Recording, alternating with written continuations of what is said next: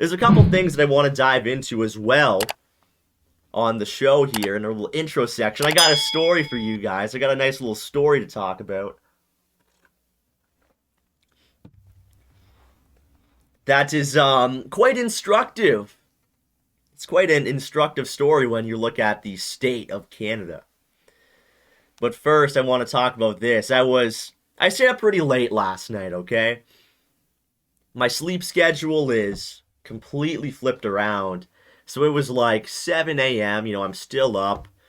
I'm browsing Twitter, which, yes, I did make another Twitter account. If you guys don't know, the official Canada First account got banned in the big Twitter wave, this big major Twitter ban wave. So I did make another account. I'm giving it a couple days until I officially respawn. But I'm browsing Twitter and I see this. This was trending. This was in the explore page. This was trending. And it's about trans VTubers. Trans VTubers. And if you don't know what a VTuber is somebody that live streams or, creates content, but they don't show their face. And instead, it's like an anime character or, some kind of character, basically what you would see in like a virtual reality setting. And I have a little excerpt here. I saved it because I want to talk about it. I want to share this with you guys on the show. Because it's gross. Because it's gross and it's disgusting. So it said on Twitter and in the Explore page, the VTuber community, which offers creators the ultimate freedom over their appearance and interactions with the world, has attracted numerous trans creators seeking refuge from the difficulties they often face IRL. It says here, quote, "I wasn't a very happy person for the majority of my life," says VTuber Artsy VRC. "I suppressed doing anything feminine for years." This is a guy, by the way. "When I started VTubing with a female avatar, I realized that people would accept me as I am.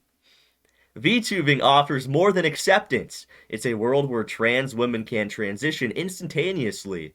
IRL, the process can be costly and time-consuming, with estimates that the cost of gender reassignment surgery for trans women runs $30,000 or more.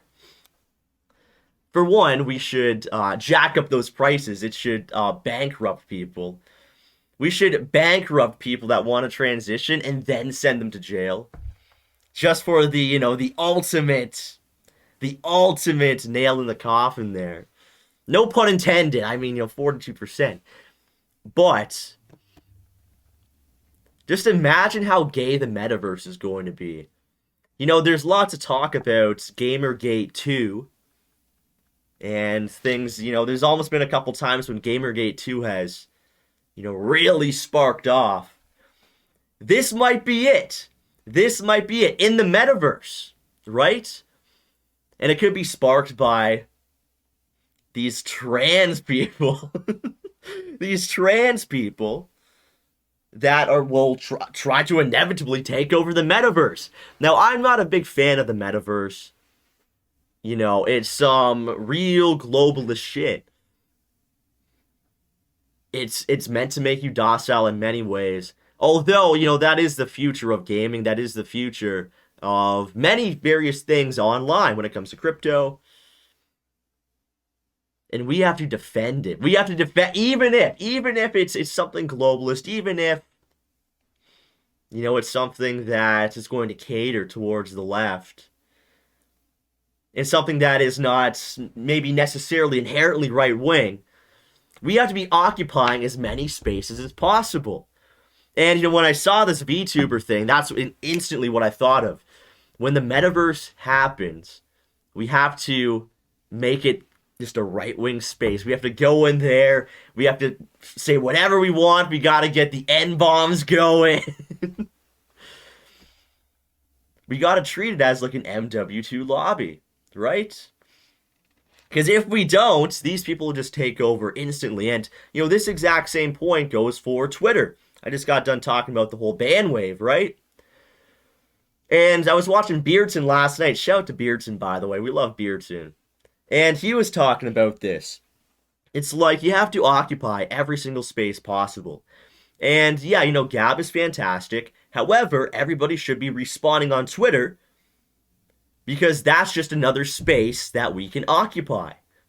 And we have to be visible, right? We have to be visible to our enemies. We have to be visible to people that, may agree with us and may eventually join our cause.